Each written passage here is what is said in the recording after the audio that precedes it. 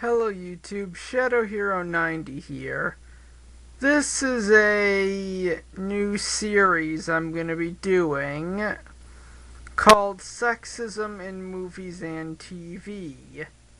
You see, the reason I do this is not because there's just sexism in the shows that I watch, but a lot of fictional characters kids see as role models and want to grow up to be like them. And although I don't really have a list of actual jerks, well, every boy needs a good role model. And this is really more of a list of fictional jerks that, without a good role model, well, a lot of young boys could grow up to be just like.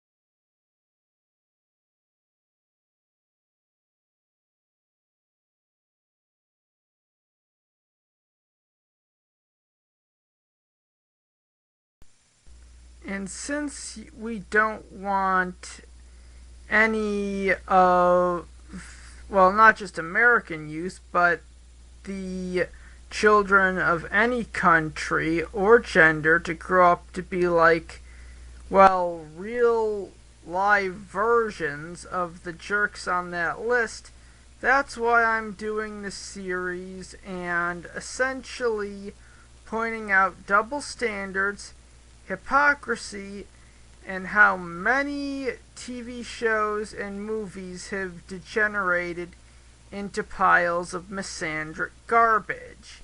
Note, I do like certain shows. I like most of the shows on this list, and it's not so much as a criticism. Well, it kind of is, but there are parts where these shows need to be improved.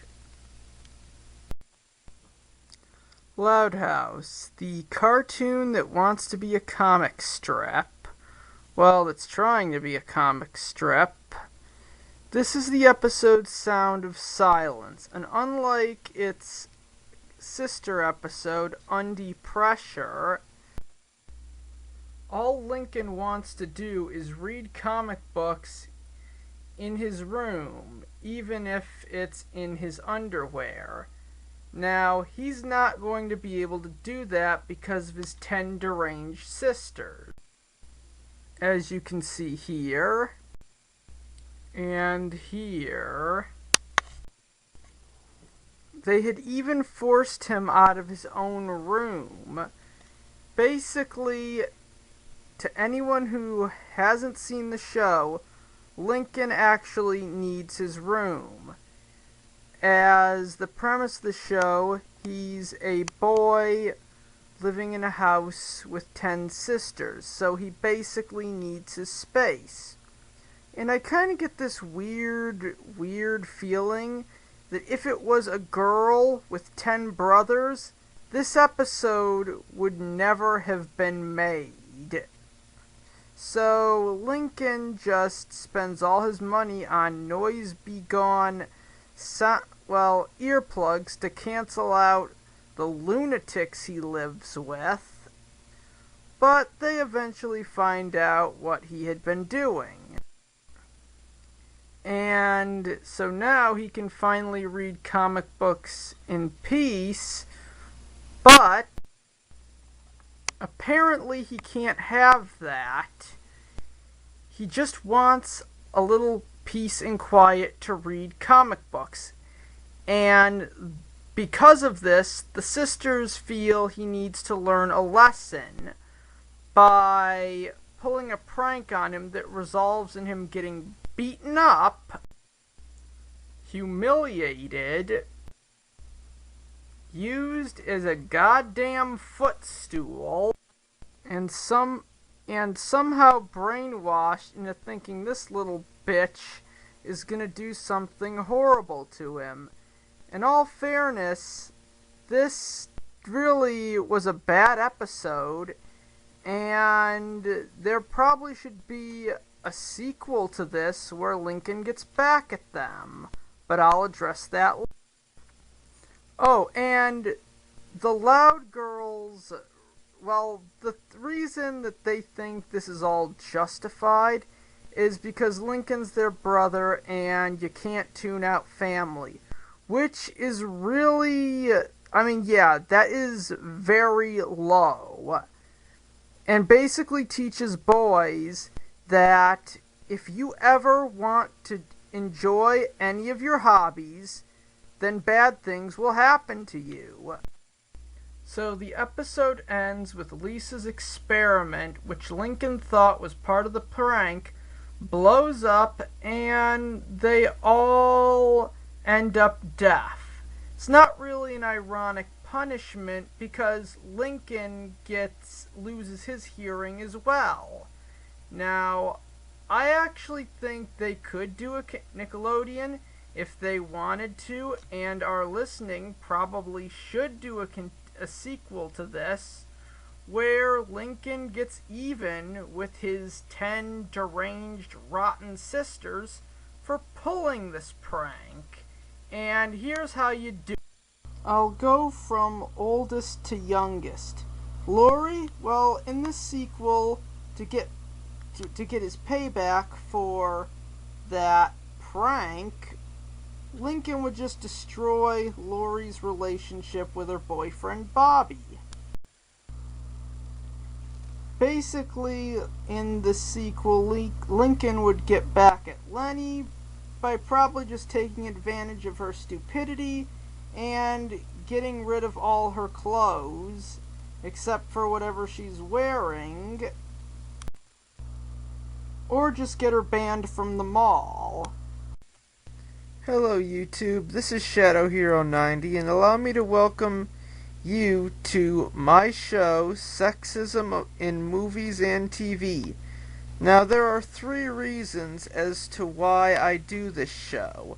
The first is because, as someone who watches TV, and as a man, I really do think I should be able to watch an actual American show without constantly being offended, and without feminism being crammed into everything. The second reason is that a lot of these shows are geared towards a younger audience, and it would really be good if anyone from Cartoon Network or Nickelodeon saw this and actually tried to make a decent role model for boys, who's not a white knight, a complete sissy, a doormat, or basically someone who is worthy of the title hero. You know, to keep them from turning out like these pricks.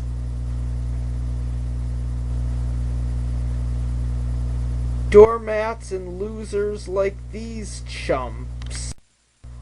And my third reason for doing this show is because, I'll just say it, they're aimed towards children. And kids are very impressionable. If you put the wrong stuff in a show for kids, it's going to send a lot of really messed up messages. Like convincing a boy that basically trying to have anything that's meant to be his is somehow a crime, or wanting time to himself is somehow a crime, or basically a little girl being convinced that she can assault neighborhood boys, younger brothers, and any little kid or male who's weaker than her, and that there will be no consequences.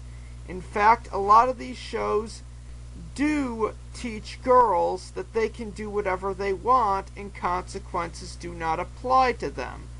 So, with that being said, feel free to enjoy the review. Okay, this is the second time I'll be reviewing a Loud House episode. In this case, it's the episode No Such Luck. And like the previous one, last time I reviewed this, Lincoln Loud is essentially going to get torment for wanting time alone. Since when has that been a hate crime, or a crime at all? It's almost as if living with these insane narcissists, and yes, despite what fans think, the Loud girls are crazy. There is no other way to describe it. But yes, in this episode, Lincoln is genuinely upset that he has no free time because most of his time is spent either sacrificing for his jackass sisters or just plain having to show up at one of their events. And when Lincoln Loud thinks that he basically gets the day off from, spending it in the insane asylum, he runs into his older sister Lynn, who's basically an athlete.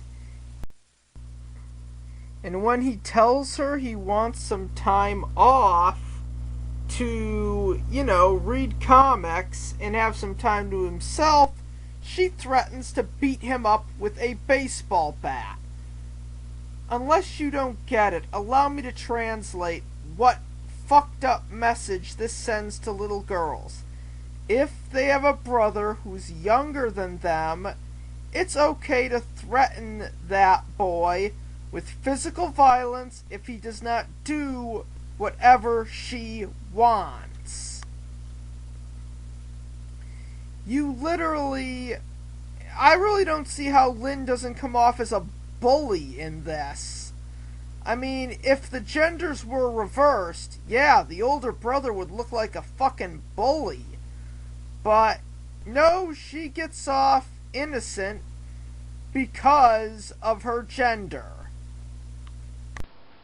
Yeah, Lincoln was there, but so were her parents and her other sisters.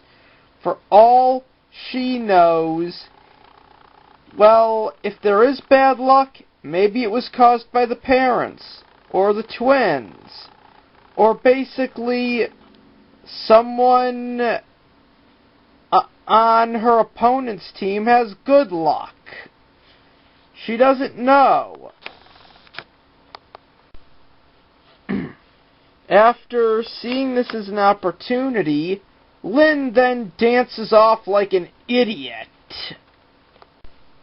So anyways, the next morning, Lincon is reading comics, finally getting some free time, and then in this scene, he basically uses, well, he claims to be bad luck and plays along just so he can have some free time. And yes, I will admit, Lincon is basically desperate to do whatever he has to get some time to himself, to do things he enjoys, and I will admit, he is using psychological means to basically scare off his 10 deranged sisters, and it does come. But imagine if this scenario had been reversed. I mean, trust me, if one of Lincoln's sisters was pulling this stunt, I don't think she'd end up getting punished at the end. Because I'm starting to think that Nickelodeon does not value men, or boys, or anything that's not a female. And it shows, since one of the psychos actually managed to tie him up. Basically because she thinks he's bad luck. And this brings us to another scene, which is kind of messed up. Lori this is the first mention of her playing golf. Her thing was that she's obsessed with her boyfriend, and Lisa is the one out of the 10 who would not believe in this, but she eventually does. And after enjoying a lot of time to himself, which, if you're familiar with the show, Lincon would deserve, his family essentially abandons him because of this bad luck thing, including his moron parents. This is just the beginning of the shit that Lincon is put through for wanting some time alone. First, the parents don't want anything to do with him. Now, they're excluding him from going to the movies with them. They literally bar him out of his own bedroom. They make him sleep outside, and are basically forcing him to live outside from now on. I mean, I know this is supposed to look like karma, but it doesn't.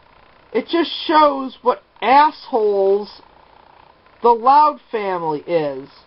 I mean, I can't believe Lincon hasn't tried running away at this point. And as someone who is familiar with this show, a lot of the stuff Lincon learned and sacrificed, yeah, he sacrificed a lot for his sisters, and this is what he gets in return.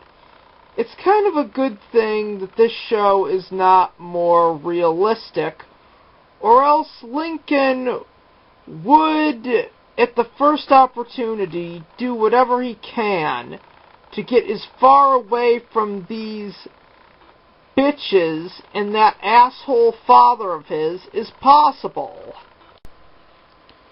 So, anyways, Lincon confesses, but surprise, surprise, no one believes him. So, here's the ending. Lincon shows up in the mascot suit, and Lynn's team wins. So now Lincoln's family accepts him, but only if he wears that stupid-looking chipmunk costume. And really, what was Lincoln's crime in this episode? What did he do wrong? He just wanted a little time to himself. With 10 sisters, he literally has no time to do anything he enjoys. Even to the fact that he had to stoop down to using psychological warfare to get a little quote-unquote me time, his family treats him like shit over it. You know, if Loud House was more realistic, Lincon would be in foster care right now. And I did kinda come up with a really good ending for the Loud House when it eventually gets cancelled. See this guy, the neighbor? He was basically the focus of the Season 2 premiere that was their Christmas special. And in it, it was established that he's so grumpy/mean because he comes from a big family like Lincon Loud does, but he never gets to see him. And this kind of looks like a very good, well, very likely future for Lincon Loud, but with one key difference. When Lincon Loud basically grows up to be an old man who never sees his family, Lincon would most likely be happy because of all the shit his sisters put him through, how he sacrifices everything for them, and they basically don't really care. Because in many ways, they are abusive.